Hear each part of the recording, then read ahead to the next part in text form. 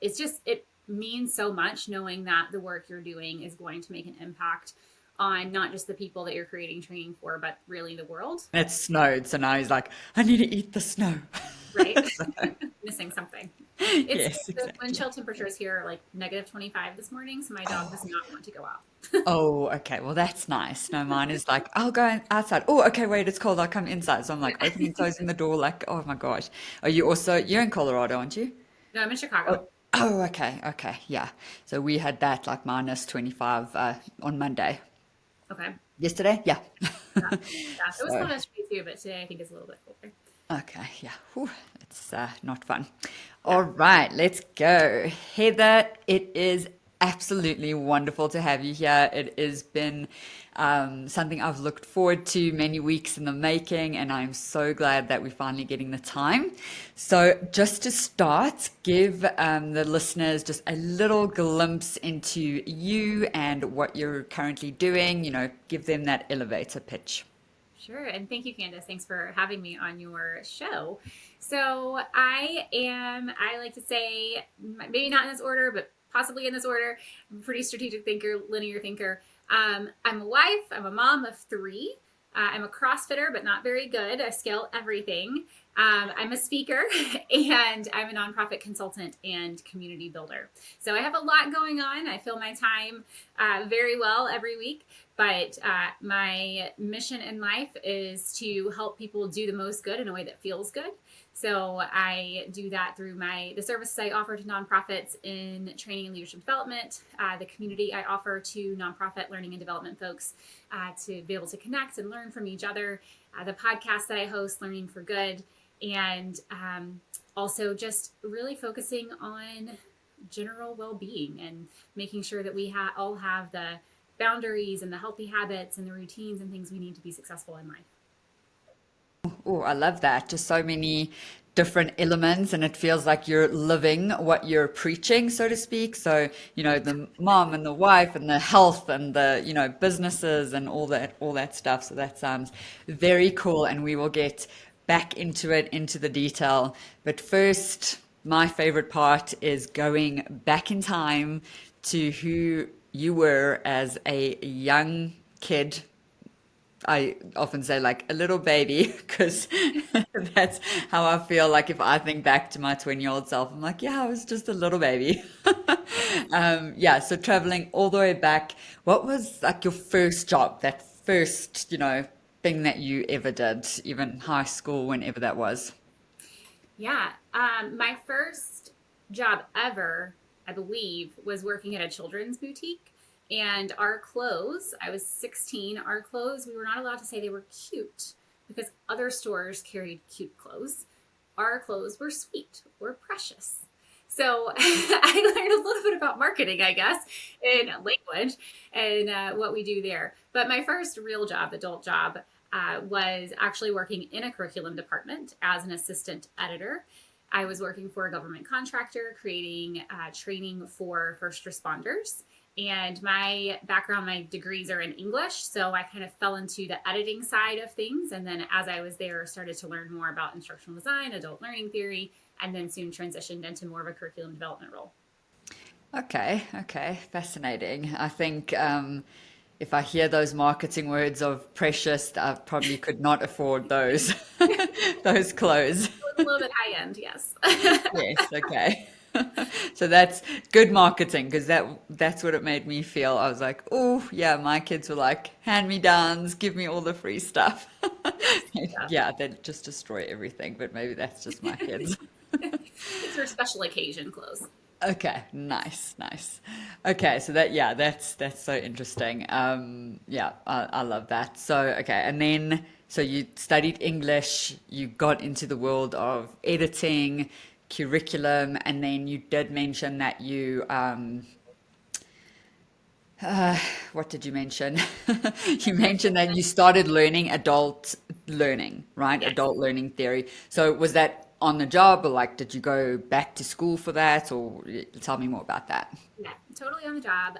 The department I worked for it had historically been first responders training first responders. So it was retired police officers or retired firefighters, retired EMS people, right? Paramedics who were then training other people. And so they didn't necessarily have an instructional design background. And the courses were good, they were very practical, but they wanted someone who could start to look at the courses with that instructional design eye, as they were asking for people who were interested. And I raised my hand, and the rest is history. Okay, wow. So, what did that teach you? So, just being in that environment, what were some of the, and not hard lessons, but just the lessons that you learned during that time? So that's a great question. It was a bit of a tough environment at times.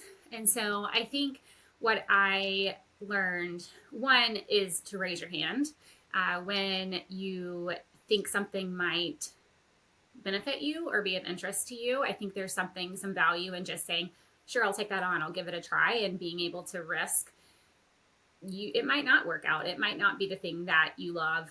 It might not be something that you're good at, and it might not even advance your career in any way, but it's something that you're interested in and you're willing to raise your hand for. So I think that piece of it was something that I learned there. And I think that happens more naturally in our early 20s sometimes than it does later in our career. But in your early 20s, you feel like you can take those risks. And so I learned a lot there. And I also think just resilience, right? When you are starting a change basically in an organization, not everyone is going to be receptive. And so knowing that and just kind of learning through that process was something that I've taken with me as well. Okay, yes, and that is so true. Like, we don't know what we don't know when we're in our early career, and yeah, just being brave enough to admit that is sometimes even hard for people. You think you should be the expert in something, but you're absolutely not. And so yeah, just having that courage to raise your hand, that's such a good point. So from there, what was next for you?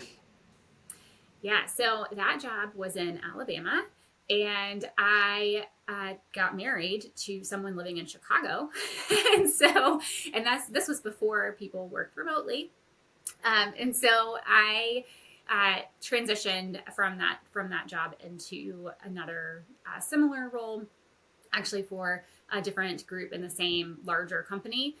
There, I was doing training, but also emergency management planning. So, same kind of topic and content, but I was going in and actually doing some of the consulting to local and regional agencies and state agencies to say, okay, if something happens, if there's a disaster, what has to happen first? What has to be back up and running immediately?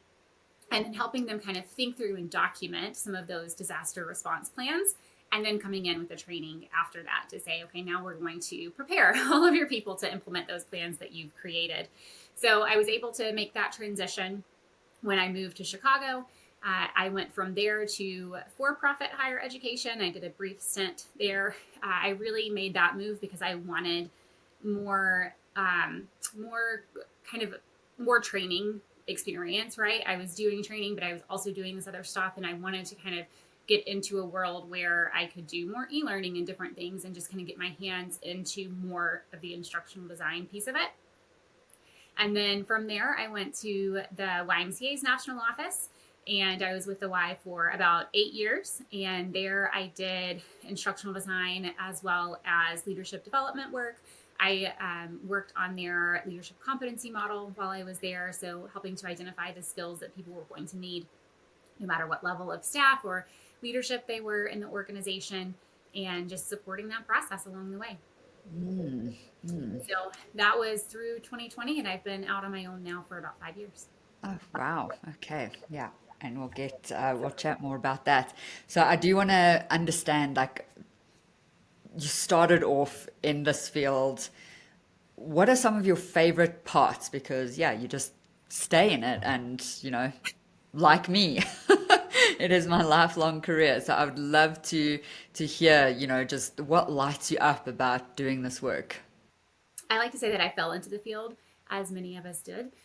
I didn't know when I started doing this work that I would love it so much, but here we are, almost, I don't know, about 20 years later.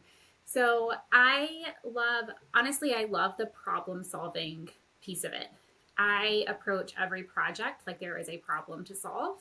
And it's not necessarily a bad problem, right? It could be something that's going well that you want to improve or that you want to scale, but there is some kind of problem to solve in that process. And so, because of that, I tend to look at things very holistically and not just from a here's a training perspective. And I'm able to ask good questions to uncover even some of those other things that aren't training related, and make recommendations to organizations. Yeah, I want to ask you more about that because I think that is so, so critical. So, yeah, having that mindset, what led you there? Why, I suppose, why are you different thinking of the, full picture? It's not just a training, what led you down that path to have that mindset? I think I'm just wired this way. Yeah, okay. So it's just understanding that training might not be the full solution and to just think, yeah, to really dig deeper. I, always say, like, let's get to the root of the problem. Okay, Absolutely. so let's look back at this before we get into running your own business because I know that that can be a minefield on its own. So during your career, what were some of the more challenging aspects? And, just tell us that a story, an example of something that you really struggled with or a difficult time during your career. Yeah, I think one of the most challenging things for me is when, and again, I think this is also just kind of how I'm wired. I think one of the most challenging things for me is when the people you're working with don't respect what you bring to the table. I have been asked, multiple times to just create a training, just put what I'm saying into slides, just document what I do. Um, I've worked with people who care more about the color on the slide than whether the learning is effective, right?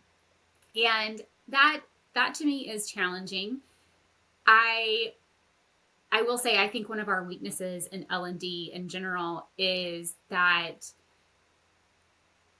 we tend to be like spirited little fighters. I feel like we spend a lot of time fighting with our subject matter experts and fighting with our internal partners and fighting with each other about what's important. Do we call it learning? Do we call it training? What should we focus on? We just spend a lot of time fighting. And I think that is a downfall of a lot of L&D. And so knowing that one of the more challenging things for me is feeling like my contribution is not respected, I really have to check myself in that process and make sure that I'm not showing up to fight, because that's not going to help anybody. Sure, there are times when you need to stand up for the learner and stand up for what you need to do in a learning experience, but most of our fights just make things harder for us. And fighting is not the way to earn respect. And so, to me, that's something that I've struggled with. I I tend to have really good relationships with the people that I work with, and so that's what I want, and that's what I aim for. And that's, I think, why it's so challenging when that's not the case. Yeah, yeah. And tell me an example of, when you felt, and it's not even disrespected, it's just how you said it was so beautiful, like respect the work that I'm doing or the value that I'm bringing. So it's not necessarily disrespecting you as a person, but it's just not even valuing the work that you're doing. Was there any specific time that that happened to you, and how did you get through that? Because I know from experience that is so hard. Yes. I would say it's happened once every 2 to 3 years, maybe, over the course of my career, where that is implied in some way. And I think the biggest thing is just being confident in the fact that I am bringing value, and the work I do is important. And I know that, and I feel that very deeply. And so, there are times when I will say, hey, I hear you. You want this to be blue? That's fine. We can make that blue, right? But also, let's talk about the learning objectives, or let's talk about this activity, or let's talk about whatever. So, kind of redirecting the conversation.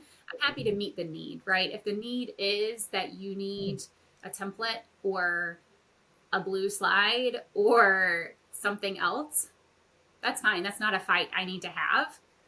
But let's also talk about this other thing that's really important. So kind of that redirection is my approach. Oh, I love that. That's great, yeah. And oftentimes I think they are focused on the blue because the other part is so hard. Um, and that can be underestimated how hard the other part is. So to move anything, to change people is such a challenge and such a journey that sometimes it's just so much easier to focus in on the blue. I have definitely seen that. Like I've had a fight with people on about a slide that had contact numbers of the vendors. I was like, can we, possibly just take this out of the training and like have a resource or upload, because the numbers change and it's, we're going to print manuals and now all the numbers are going to be in here. And so Right. it was such a funny fight to have. I got to take the numbers out of the slide, but it was like, I got such pushback to take, like a phone book out of the Right. training slides. It was like, this is, it's not training, this is information that they need to have, Right. absolutely. But like, let's, have this on our SharePoint sites or something like that. So yeah, I totally get Absolutely. that. Yeah. So that's a tough one. All right. So 2020 rolls around. So I don't, we all know what happened then, but I'm not Always sure if that's happens. why you started your own business. So Can we let's talk talk. about that? Yeah, I know. It feels like so in the past, doesn't it? It feels like another lifetime ago. Those memories that pop up, like I have Google Photos and I see like, my kids in masks and it's like just another world. It's Yep, so it weird. Yeah, anyway, we won't go into that. But is. 2020 rolls around and you start your own thing. Tell me all about that. Yeah, so I started my business in May of 2020, and as I was getting started, I was doing a lot of kind of informational interviewing. I was talking to people who work in nonprofits and who don't, to see what types of things do you outsource and when and what does that look like. And I also started talking to other consultants. What do you do? How do you work with other organizations? And slowly but surely ended up in a nonprofit L&D consultant role. So I typically say my audience generally are kind of larger federated nonprofits that they may have a few hundred staff at their kind of national or global office, but they are creating training for their entire network of organization. So that becomes right several hundred thousand staff when that happens, and so they have enough staff to see a return on their investment for anything custom when you're thinking about instructional design. And so that, or a mid-sized nonprofit that is training their customer base. Again, they might have a few hundred staff, but when you start to think about their customer base, that expands that number quite a bit for that audience for any of their learning experiences. Um, that's who I'm mostly serving right now through the instructional design and leadership development services that I offer. And I usually give a couple of examples to kind of show the breadth of that. I have worked with one nonprofit to create training for doulas and midwives. And so the training I created was very functional to their role. How do you encourage postpartum women to seek urgent medical care when needed? Very functional and supported them in their job. On the other hand, I worked with another nonprofit to create a multi-year leadership development program to help kind of move their organization into the future. And so that is obviously very different, right, than something that's super functional to the here and now of their tasks that they're doing in their job. So a little bit of everything as far as that goes, and then also competency models as well. Okay, yeah, that sounds like such fun. Tell me some of the, I suppose, and you don't need to name names, but just tell me some of your dreamiest clients, like you work with them and you just can't wait and the project is so amazing. Like, what does that look like for you? Yeah, I have loved all of my projects. I think it means so much knowing that the work you're doing is going to make an impact on not just the people that you're creating training for, but really the world. When you think about the mission and how that eventually then goes out into communities or schools or whoever they're serving. So I think, when it comes to what's the ideal client or ideal project, I think it's somebody who is ready to collaborate and to provide the human resources to support that process, whether that be through subject matter experts or working with a marketing team or whoever internally to get things created and out into their world, right? And so somebody who's ready and willing to collaborate in that way. I'm fine if the problem is not totally clear at the start, right? Because I like problems to solve. So that's fine for me. I'm fine if it's a large course. I'm fine if it's a micro learning. I do feel strongly about, whenever possible, doing some sort of synchronous element because just I think people change is a very complex complex thing, and so when we can support people in that way, we're more likely to see change. We're more likely to be able to create an inclusive environment and build relationships that go with them throughout their career. But otherwise, open to anything. So tell me something that you created, something that you did, and you saw it being implemented in the real world, or you saw it being used, or someone said something to you. What was that like? And I think it would come to you pretty easily, where it's like, yeah, that was the moment when I just knew the impact I was making.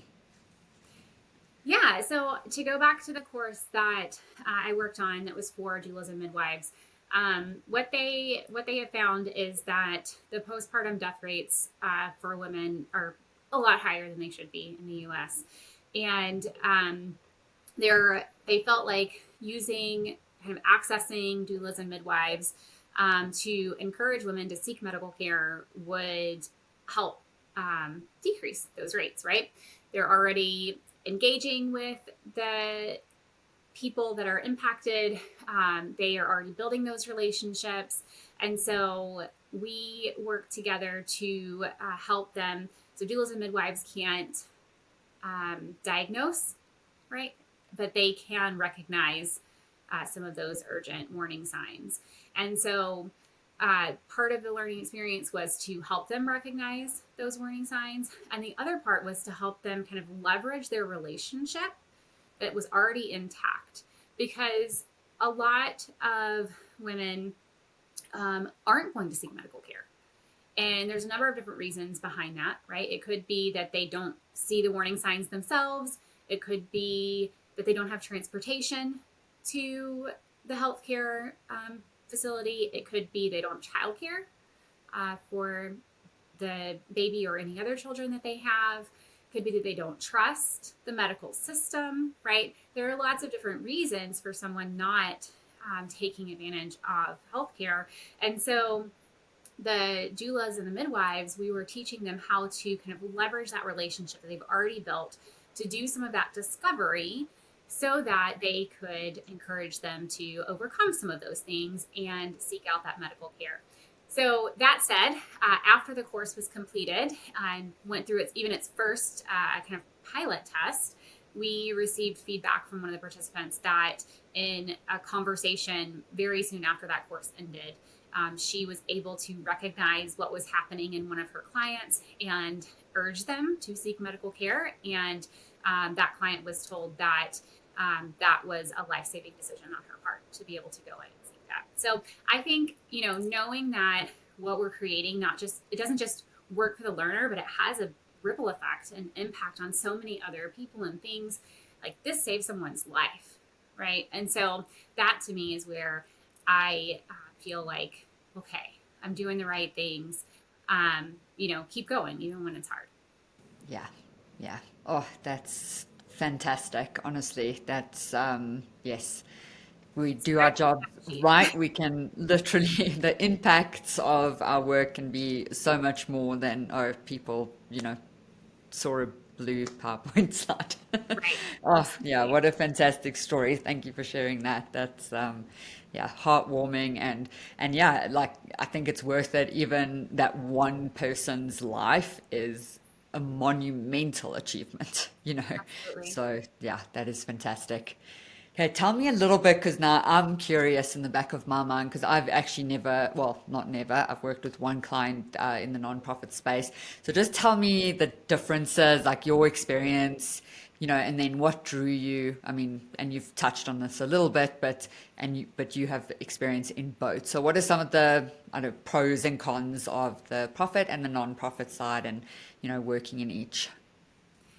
Yeah, I think it really just depends on what it is a person is looking for, right? Like people who are creating sales training, that's still having a huge impact on that organization. It's just not the path that I took. So that's just an example, obviously, of for profit versus nonprofit. One of the things that I found with nonprofit is that people tend to be much more collaborative, and that's a good thing. They want to hear people's voices. They want to include people, which is great. It can also slow down the process. And sometimes, I mean, that rightfully so. We want to hear people's voices. We want to make sure what we're creating is meeting people's needs. And so sometimes it is important to slow down and to make sure there is time for that. But I think that's just something that I found to be a little bit different. The approach is just a little bit different because of that. Okay, yeah. That's interesting. Yes, I haven't really had that experience. Yeah, it was like a 12-week project, so it Oh, didn't wow. give me enough information to make my own opinions or assumptions. So yeah, that's awesome. All right, now tell me, so I've obviously moved from South Africa to America. So tell me about your move from Alabama to Chicago. I've never been to either, but I'm assuming they're very different. So tell me some of the like personal challenges and personal wins, because I always say it's the hardest thing and the best thing I've ever done. So yeah, just like more personal story of your move. And why did you, or how did you, that's the question. How did you meet your husband, partner? Yeah. Yeah. So it's a lot colder in Chicago, though it is snowing today in Alabama. So we'll give it that. It snowed, I think, one time in my 18 years. I grew up in the southeastern corner of Alabama, and so I think it snowed once in the 18 years that I lived there. If that tells you anything. Um, it's a lot colder. I would say that's the biggest thing. There's access to a lot of things here that are harder to access in Alabama with museums and things like that. That's obviously a positive. But I think with anywhere that you live, and I'm curious if this resonates with you, you kind of find your people, your things, your kind of like micro community within the community. And so I live in Chicago, right? But I go to the same stores, the same restaurants. I see the same people all the time, right? And so I have this micro community inside this much larger community. And I would say the same was true in Alabama. You go to the same restaurants, the same stores, hang out with the same people, right? And so because of that, it doesn't feel like it felt like a natural transition to me, other than being cold. Um, that said, I grew up in the southeastern corner of Alabama. I moved to more kind of central Alabama when I was 18. I moved there for college and stayed. I was there for about 10 years. And so this wasn't my first move. I moved away from family already when I went off to college and stayed there for my first job. And then when I moved to Chicago, that was kind of the next like big move. So I also feel like I kind of knew what to expect, and um, I wasn't moving. I was moving further away from family, but I wasn't like right next to them to begin with. My husband is from Chicago, and I like to say we met the old fashioned way. Um, Before online dating, we met at a bar. Um, but no, we met, he was in Alabama for trading. We met in town and dated long distance. Wow, that must have been challenging for a bit before you made the move. Yeah, but I think with long distance relationships, you kind of decide early on if it's worth your time. Um, and there's a lot more time to talk and get to know each other. You can't just go sit down in front of a movie and call it a date. You really have deeper conversations more quickly. Oh, yeah, I've never heard that before. Yes, that makes so much sense.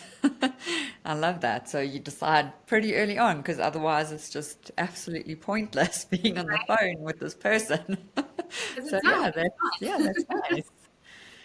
Yeah, and yes, I totally relate. I mean, so I grew up, I saw snow for the first time in my life when I was 34 when I moved to America. So yes, Wow. I get the whole it snowed once in your 18 years. It snowed once when I was still in South Africa, but we had to drive like 3 hours away to see it. And then like just to get one snowball, we'd like gather the snow on the, and then it was like, oh, we got a snowball. Right. So yes, I totally get that. Snow Racing. is another thing. Oh my goodness. Ah, another level. Okay. So now I'd love to get your insights on a few things.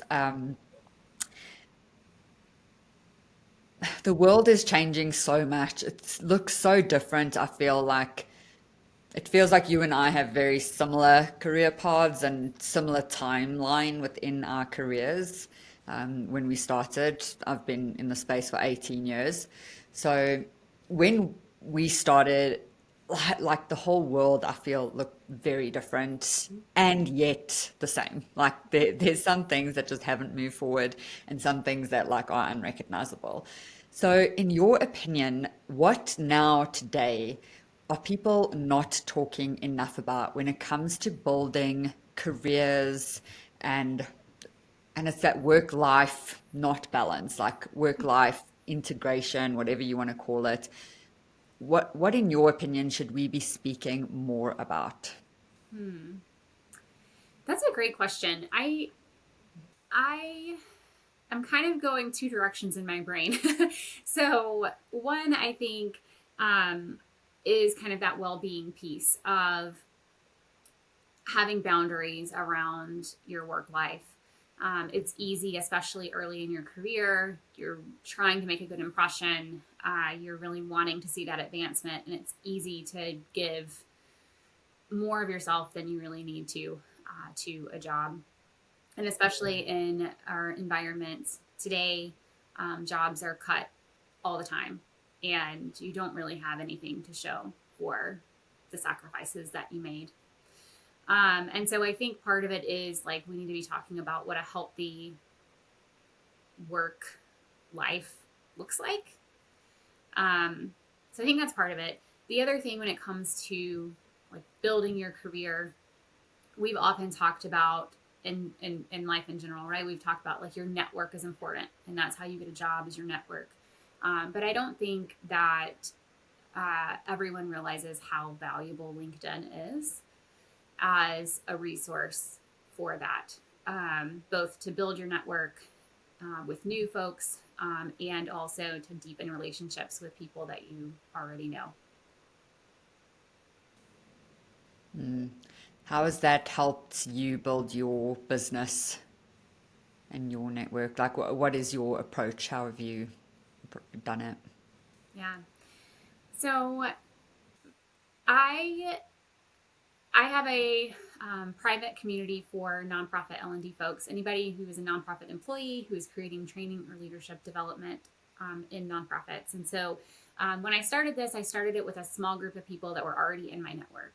I wanted to test the ideas, see if people liked it, what people were interested in, that kind of thing. And I realized as people showed interest that I was going to need to expand my network if I wanted the community to grow. And I want the community to grow because there's so much value in people learning from other nonprofits. And that only happens if we have intentionally expanded our network in that way and we are willing to share and learn from each other. And so I do use LinkedIn to connect with people who are working in nonprofit, to share different events that I'm hosting for the community. I view myself as kind of a community, like a facilitator or a cultivator, and bringing people together and providing these opportunities for them to connect with each other. And I can't do that effectively if I'm not connected with people as well. Yeah, I love that phrase, community cultivator. That's, yes, that's lovely. Yeah, and it seems like you have niched down within a niche as well. And so really providing a space where people feel connected, seen. I can only imagine that you share very similar challenges, very similar wins. It must feel really validating and connecting in Yeah. those community calls, I'm assuming now, but would that be a correct assumption? Yeah, absolutely. It's things like how is your organization still advancing, your DEIA efforts when a lot of organizations are stepping back from them? Or what is your organization's AI policy and how is it impacting you? Or, hey, we need a new LMS. Which ones did you look at and how did you end up where you are? So some of it's, a little more strategy and high level thinking about how you're going to move things forward in your organization, and some of it's a little tactical as far as like technology and things like that. And so it's all great conversations. People are able to share their experiences and they just learn from each other, and it's such an awesome thing to be a part of. Yeah, that's fantastic. I realized the power of my network when I left, when I moved to America, because I realized I had accidentally built up a really good network in South Africa with no intention, just, through working, through colleagues, all of that stuff. I'm a natural connector. Like I love socializing, all of that stuff. And then I came over here and realized, oh, we actually have to be intentional about Yeah. this and add real value and not just like reach out to people asking for things. So yeah, Yeah. that's absolutely like so underrated is building your network. So that's awesome. Absolutely. And I know you're Yeah. using LinkedIn a good bit too, so you probably have even more to share related to that. Uh, no, still a learning journey for me. And I think it always will be. I think I find I find it was easier to build a network when I was in a corporate role Mm, because I wasn't, I don't know, almost not intimidating, but people weren't wary of me trying to sell something to them. And I'm like, no, I genuinely just want to talk to you. right. I want to learn. I want to keep growing. I want to expand my perspective, learn from other people's experiences. So yeah, actually, that this podcast has been a wonderful way to meet amazing people. So, and I know you also have a podcast, and yeah, we'll get there. But now I want to ask you if you travel all the way back in time again, what would you thank your younger self for doing that has set you up for success or set you up where you are now? I think I would thank my younger self for eventually learning to take care of myself. Um, I don't know that that was a priority when I was 23, but over time, that has become a priority for me. Um, I've always been active. I've always been good at setting boundaries, but I think as I've gotten older and I've had more life experiences, I've really been able to set some routines and create some healthy habits that make life better and make life easier in some ways as well. Um, and I think that's just so important. Yeah, it is something I think many people struggle with. So how do you, and I'm actually working through this, like how do I stop work and then be a mom? Do you Mm. have any tips for me to do that? Because sometimes I find myself like my kids are talking to me and I am just not even in the room. I mean, Yeah. physically I'm there, but mentally I'm just not there. I'm still on my business. So, yeah, any tips and tricks for other business owners, consultants, people trying to balance everything? I don't know that there's a one size fits all tip. um, Probably not. right. I What do think, you do? right. Some Yeah. people, it's easy enough. You walk away from your office or your desk or whatever, and it just feels like a different world. And so that's kind of the transition, right? For some people, it's they need a physical break between work and life. And so it's getting out and going for a quick walk between one and the other. For some people, it's having their phone in another room so that they're not tempted to check that email or look at that notification. I think it varies by person and it's just kind of finding what works for you. Um, there are days where I don't get a true distinction between work and home because I work from home, right? And so there are days when my kids come home, I'm still working and I'm trying to figure out how to make that transition. And so those days are definitely harder. There are other days where I am the one picking them up from school. And so there is a very logical, physical transition from work to home. And so I think it just depends. And even for me, it varies by the day. Yeah. Yeah, I think it's also being aware. So I wasn't even aware that I was doing that for such a long time, until it hit me one Sunday. I was like, I'm still at work in my brain. Yeah. Yeah, so now I'm trying to just because I also work from home, and I think that is a challenge, and that's something that people need to get better at. I put it in my training. I don't necessarily do it myself, which is terrible. So yeah, just trying to like actually leave the office and close the door. But then it's so easy to open the door, so now I shut down my computer every day, which is also a good thing. So yeah, all trying all the things, but I think sometimes it's really hard to balance all the things, especially when you love what you do, because then to me it's not a chore. It's like I want to work. Yeah. Yeah, absolutely. I think the best advice is just to keep trying until you figure out what works for you, knowing that you might have to adapt that again tomorrow and give yourself some grace as well. Yeah, absolutely. Okay, now tell everyone how they can work with you, how they can get in your community, your podcast, all the things. Yeah, so the best place to start is probably LinkedIn. If you find me on LinkedIn, you will find all the things. But you can certainly reach out to me directly if you're interested. If you have training needs coming up, feel free to reach out to me directly on LinkedIn. The private community is called the Nonprofit L&D Collective. That's also available on LinkedIn. You can send me a DM if you don't see it. My podcast is Learning for Good, and it's on all the major podcasting platforms. And yeah, I think that's probably about it. I'm a little bit of everywhere, but that probably sums it up. Yeah, that's awesome. And we will absolutely have all the links in the description so people can easily click in and get hold of you. Thank you. Yeah, thank you so much. This has been a wonderful conversation and it's really been nice getting to know you a little bit better. Yeah, thank you for having me, Candace. Yeah, thanks.